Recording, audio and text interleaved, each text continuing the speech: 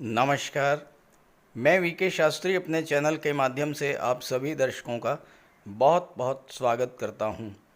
30 अक्टूबर 2023 राहु के विपरीत प्रभाव देने वाले और ज्योतिष शास्त्र में शुभ ग्रह की संज्ञा प्राप्त केतु राशि परिवर्तन करेंगे और अपने मित्र शुक्र की राशि तुला राशि को छोड़कर अपने दूसरे मित्र बुध की उच्च की राशि कन्या राशि में गोचर करेंगे और कन्या राशि में केतु का गोचर अगले 18 माह तक रहेगा।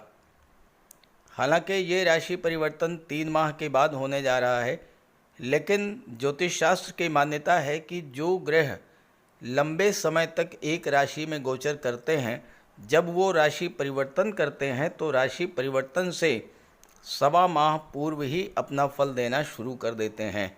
और इसीलिए ये वीडियो पहले ही अपलोड कर रहा हूँ, क्योंकि केतु का गोचर एक राशि में 18 माह तक होता है। केतु के राशि परिवर्तन का मेष राशि के जातकों पर क्या प्रभाव पड़ेगा, इसी का विश्लेषण करेंगे इस वीडियो में।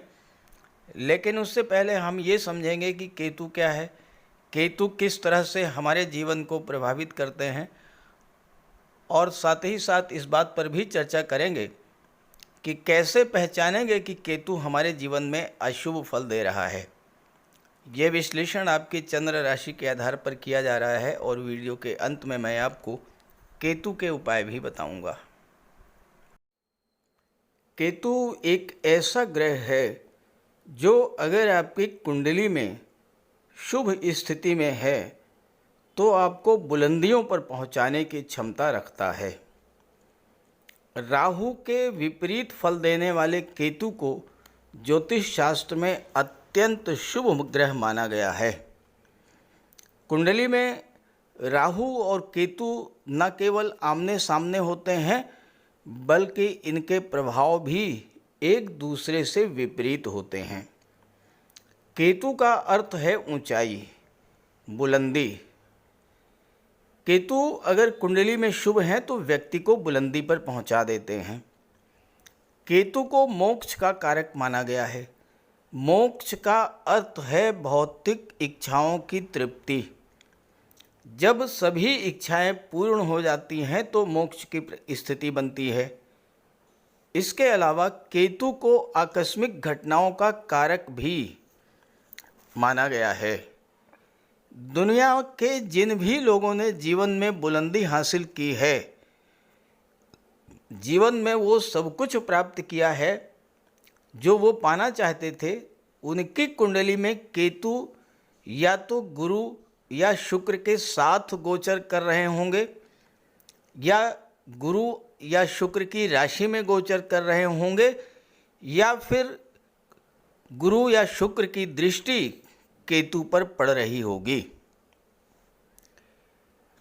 हालांकि केतु त्याग के भी कारक होते हैं, डिटैचमेंट के कारक होते हैं, अलगाव के कारक होते हैं, और मोक्ष को प्राप्त करने के लिए बहुत कुछ त्याग भी करना पड़ता है। अगर आप जीवन में केतु के गोचर का पूरा लाभ लेना चाहते हैं तो आपको त्याग करने की प्रवृत्ति को अपनाना होगा। निर्लिप्त निर्विकार भाव से कार्य करना होगा। केतु आध्यात्मिकता के कारक हैं। धर्म कर्म में आपकी आस्था को बढ़ाने वाले होते हैं, और जिनकी कुंडली में केतु अकेले होते हैं उनकी कुंडली में केतु सर्वाधिक शुभ फल देने वाले होते हैं। लेकिन जब केतु अशुभ फल देने वाले होते हैं, जब केतु अशुभ फल देते हैं तो किस तरह का फल देते हैं, अब ये समझें। आप ये कैसे जानेंगे कि केतु आपकी कुंडली में अशुभ फल दे रहे हैं, क्योंकि हर व्यक्ति तो ज्योतिष शास्त्र का ज्ञाता होता नहीं है। तो पहला लक्षण है, राहु से प्रभावित व्यक्ति अगर बीमार है तो डॉक्टर गलत डायग्नोज करेगा, गलत दवा देगा। लेकिन अगर केतु से प्रभावित है तो डॉक्टर बीमारी को पकड़ ही नहीं पाएगा और आपको ऐसी दवाइयाँ देगा जिससे आपको रिएक्शन हो जाएगा। केतु को चर्म रोग, पेशाब संबंधी बीमारियों का कारक माना गया है। केतु के कारण संतान उत्पत्ति में बाधा पैदा होती है, सिर के बाल झड़ जाते हैं, शरीर और नसों में कमजोरी आ जाती है, सुनने की क्षमता में कमी हो जाती है, रीढ़ की हड्डी में दर्द होना, घुटनों जोड़ों की समस्या होना, ये सब अशुभ केतु के लक्षण हैं। केतु कैंची के कारक होते हैं। एक्सीडेंट्स के कारक होते हैं मंगल और केतु। अगर एक्सीडेंट में टांके लगते हैं तो ये समझिए कि इस एक्सीडेंट का कारक मंगल है। लेकिन अगर शरीर में कैंची लगी, यानी किसी एक्सीडेंट के कारण या किसी बीमारी के कारण शरीर का कोई अंग काट करके निकाला गया, तो ये आप समझ लीजिए कि ये केतु के कारण हुआ है। केतु खराब है तो पुत्र प्राप्ति में समय लगता है और या पुत्र हो करके भी नहीं रहते हैं। एक और निशानी है कि केतु अगर खराब है तो संतान आपके बुढ़ापे में आपका साथ नहीं देगी और ज़्यादातर वृद्धाश्रम में जो माता पिता रहते हैं वही होते हैं जिनकी कुंडली में केतु खराब होते हैं। आपके जीवन में अचानक से कोई बहुत बड़ा बदलाव आ जाए, नौकरी छूट जाए, व्यापार व्यवसाय में घाटा हो जाए, रातों रात आपकी आर्थिक स्थिति एकदम खराब हो जाए और लंबे समय तक नौकरी छूटी रहे, नौकरी ना लगे, या 7 साल तक बेरोजगार बैठने के बाद नौकरी लगे, तो ये सब केतु की महादशा के कारण होता है। केतु को भाग्य का कारक माना गया है। नौकरी और व्यापार ये भाग्य से चलते हैं। हालांकि इसमें सूर्य का भी रोल होता है, लेकिन कहीं न कहीं केतु भी भाग्य को प्रभावित करते हैं।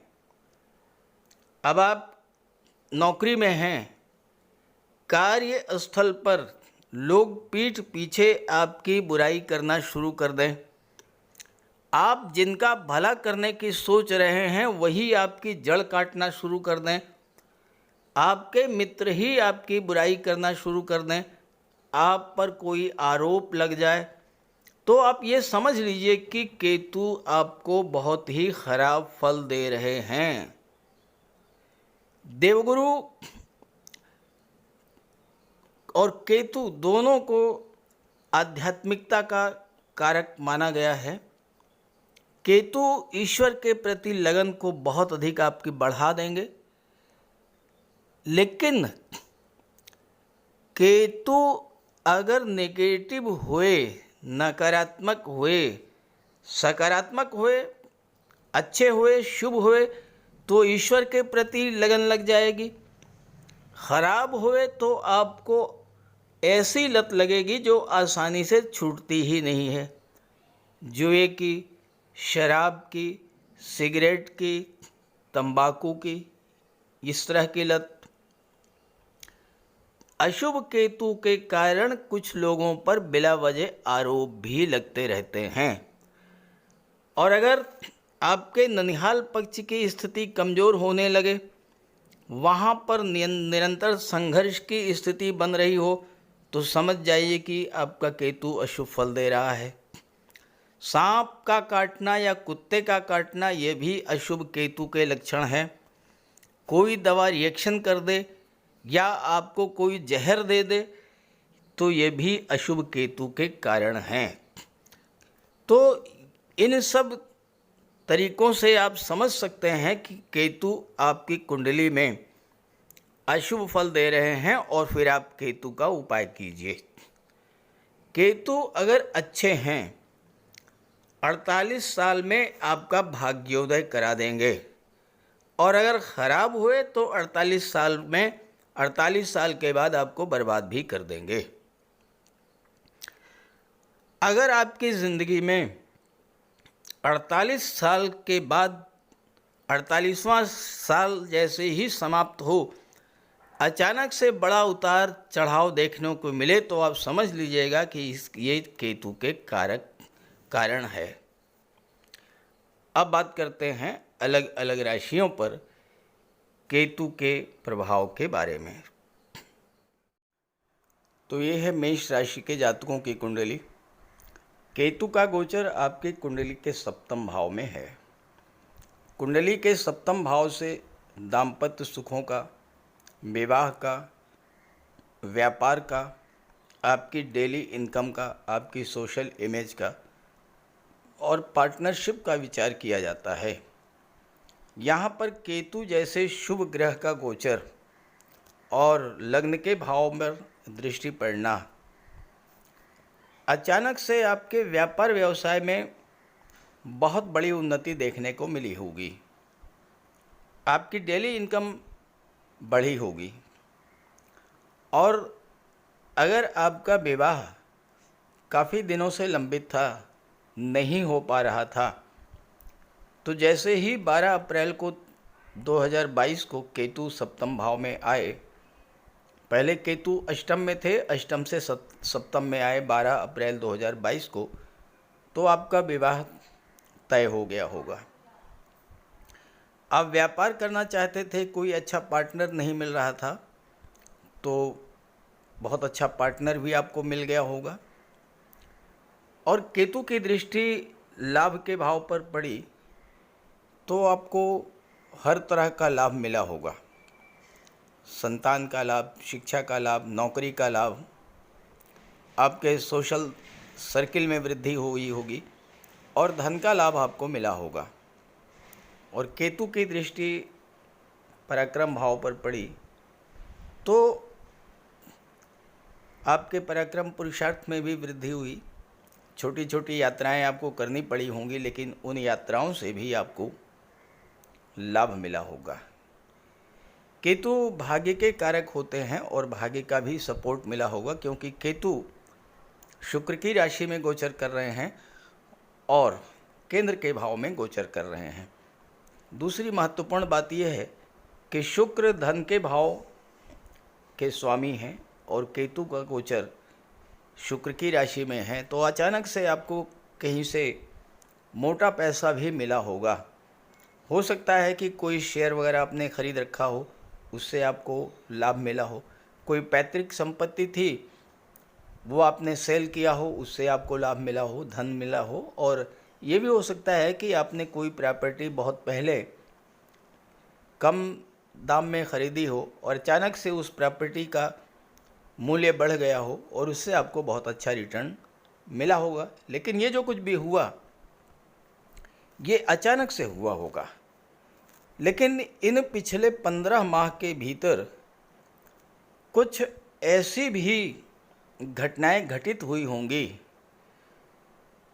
जो कि मई से लेकर के और नवंबर के बीच में आपके जीवन में घटित हुई होंगी। देखिए, 17 मई को केतु तो सप्तम में ही थे, मंगल का गोचर मीन राशि में था, कुंडली के 12वें भाव में, और मंगल की अष्टम दृष्टि केतु पर पड़ी। 15/5 से 27 जून तक तो मंगल का गोचर 12वें भाव में रहा। 27 जून को मंगल ने राशि परिवर्तन किया और राशि परिवर्तन करके आपके लग्न भाव में आ गए, अपनी ही राशि मेष राशि में। 27 जून से 13 नवंबर तक मंगल का गोचर लग्न भाव में रहा और मंगल की दृष्टि केतु पर पड़ी। तो 17 मई से लेकर के और 13 नवंबर तक मंगल की दृष्टि केतु पर पड़ी और कुंडली में मंगल और केतु का जो संबंध है उसे बहुत खराब माना जाता है। और केतु पर मंगल की दृष्टि पड़ने का प्रभाव जो पड़ा होगा आपके ऊपर, वो सबसे ज़्यादा आपके स्वास्थ्य पर पड़ा होगा। और चूंकि मंगल 12वें भाव में है तो हो सकता है कि आपको अस्पताल के चक्कर भी लगाने पड़े हों।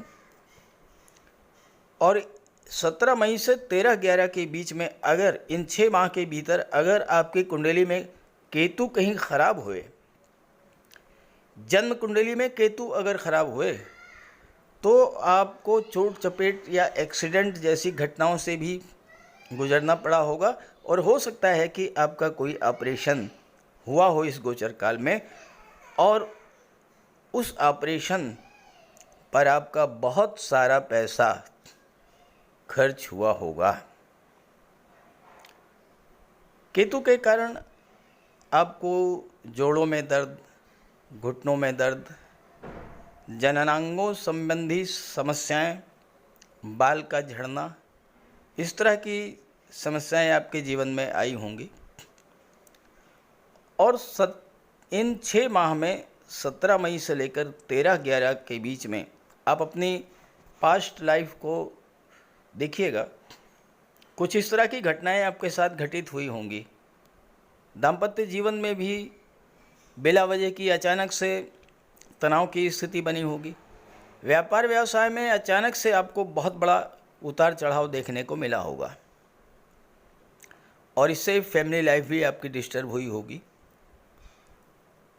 छोटी छोटी बातें तूल दे दिया होगा आपने और इससे आपकी फैमिली लाइफ बहुत ज़्यादा डिस्टर्ब हुई होगी। 17 मई से 13/11 के बीच में वैवाहिक संबंध तय नहीं हो पाए होंगे। रिश्ते तो बहुत आए होंगे लेकिन विवाह में बाधा आई होगी, क्योंकि केतु जो हैं वो बाधा के कारक होते हैं, रुकावट के कारक होते हैं। और आपकी डेली इनकम में भी कमी आई होगी। पार्टनरशिप में आपने जो व्यापार शुरू किया था, अचानक से आपको लाभ हुआ होगा, लेकिन बाद में क्या हुआ कि आपके जो पार्टनर थे उसी ने आपको चीट कर दिया होगा, आपके साथ धोखा किया होगा और भाग्य का भी साथ नहीं मिला होगा। पिता का स्वास्थ्य तो खराब हुआ होगा या पिता से किसी बात को लेकर मतभेद हुए होंगे, संतान से भी संबंध आपके खराब हुए होंगे और धर्म कर्म में जितनी आपकी रुचि बढ़ी थी वो भी धीरे धीरे घटने लगी होगी। फिजूल की यात्राएं आपको करनी पड़ी होंगी, फिजूल के आपके खर्चे बढ़े होंगे और ये सब 6 माह तक 17 मई से 13 नवंबर तक आपके साथ हुआ होगा। कमेंट करके बताइएगा अगर ऐसा हुआ हो या इससे कुछ हट करके भी हुआ हो। लेकिन 13 नवंबर के बाद जैसे ही मंगल राशि परिवर्तन करके वृषभ राशि में गए तो केतु से मंगल का प्रभाव समाप्त हो गया और फिर केतु ने अपना शुभ फल देना शुरू कर दिया। व्यापार में जो आपका नुकसान हुआ था उसकी भरपाई होनी शुरू हो गई, आपकी डेली इनकम में वृद्धि शुरू हो गई होगी। दाम्पत्य जीवन में भी खुशहाली एक बार फिर से लौटी होगी और आपका वैवाहिक संबंध भी 13 नवंबर के बाद तय हो गया होगा। स्वास्थ्य संबंधी जो समस्याएं थीं वो समस्याएं भी धीरे धीरे समाप्त होना शुरू हो गई होंगी और आपके लाभों में जो कमी आई थी पिछले 6 माह में 13 नवंबर के पहले, उनमें भी सुधार होना शुरू हो गया होगा। धन का लाभ मिलना शुरू हो गया होगा और धन का संचय भी शुरू हो गया होगा, क्योंकि केतु शुक्र की राशि में है और शुक्र धन के कारक हैं। शुक्र प्रेम के ग्रह हैं और सप्तम के स्वामी हैं और केतु भी शुभ फल दे रहे हैं 13 नवंबर के बाद 2022। तो आपका अपने दाम्पत्य जीवन में अपने लव पार्टनर से, लाइफ पार्टनर से लगाव बढ़ा होगा। पिछले समय में जो कलह तनाव की स्थितियां थीं वो दूर होंगी और आपके व्यक्तित्व में भी एक बहुत बड़ा परिवर्तन देखने को मिला होगा। केतु जब शुभ होते हैं तो आपका रुझान, आपकी रुचि धर्म कर्म की ओर जोड़ देते हैं, अध्यात्म की ओर जोड़ देते हैं, ईश्वर की ओर आपका रुझान बढ़ जाता है, आस्था आपकी बढ़ जाती है ईश्वर में, क्योंकि केतु जो है वो मोक्ष के कारक हैं। और केतु की दृष्टि लाभ के भाव पर पड़ने से आपके सोशल सर्किल में भी वृद्धि हुई होगी। 13 नवंबर से पूर्व अगर आपका ट्रांसफ़र कहीं ऐसी जगह हो गया था जहां पर आप नहीं जाना चाहते थे, तो वो ट्रांसफ़र या तो कैंसिल हुआ होगा या डाइवर्ट हुआ होगा और आपका मनचाही जगह पर ट्रांसफ़र हुआ होगा 13 नवंबर के बाद। संतान पक्ष से भी आपको अच्छे समाचार सुनने को मिले होंगे। पिता के साथ या संतान के साथ किसी प्रकार का मतभेद था, वो समाप्त हुआ होगा। पिता का आशीर्वाद आपको मिलना शुरू होगा और आप किसी धार्मिक यात्रा पर भी गए होंगे। देखिए, मनुष्य जीवन में जब कष्ट प्राप्त करता है तभी उसकी आस्था ईश्वर में बढ़ती है, और अगर जब वो सुखमय जीवन व्यतीत कर रहा है उस समय ईश्वर में आस्था रखे, धर्म कर्म करता रहे, तो फिर उसके जीवन में दुख आने का प्रश्न ही नहीं पैदा होता। तो केतु आपको यही बताते हैं, यही सिखाते हैं कि आप धर्म अध्यात्म से अपने आप को जोड़े रहिए। केतु तो आपको स्वतः बुलंदी पर पहुंचा देंगे। तो ये स्थितियां रही होंगी आपके जीवन में, और 30 अक्टूबर 2023 तक ये स्थितियां ऐसे ही रहेंगी। केतु आपको इसी तरह का सकारात्मक फल देते रहेंगे, राहु के नकारात्मक प्रभाव से आपकी रक्षा भी करते रहेंगे।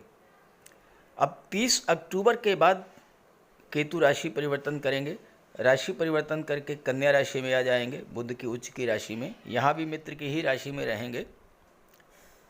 अब उस पर इस वीडियो में चर्चा किया जाना संभव नहीं है क्योंकि वीडियो बहुत बड़ा होता जा रहा है।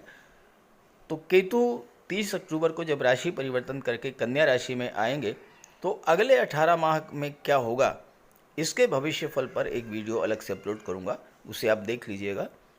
फिलहाल बात करते हैं केतु के उपायों पर। केतु का सबसे बड़ा उपाय है भगवान श्री गणेश जी की उपासना करना। बुधवार के दिन गणेश जी का पूजन करें, अथर्वा स्तोत्र का पाठ करें। सोमवार के दिन भगवान शिव की आराधना करें, रुद्र स्तोत्र का पाठ करें। काले रंग की गाय की सेवा करें। काले और सफ़ेद रंग के दो रंगे कुत्ते की सेवा करें, उसको भोजन दें और कौवे को भोजन दें। केतु का सिर नहीं है, अंग भंग है, तो आप जो भी कोई दिव्यांग हो, असहाय हो, अपाहिज हो, उसकी सेवा करें। भूल करके भी ऐसे व्यक्ति का अपमान न करें। कंबल, छाता, काली उड़द, गर्म कपड़े, कस्तूरी और लहसुनिया, इन चीज़ों का दान आप कर सकते हैं। ओम कें केतवे नमः, इसका जाप करें 5 माला या 8 माला।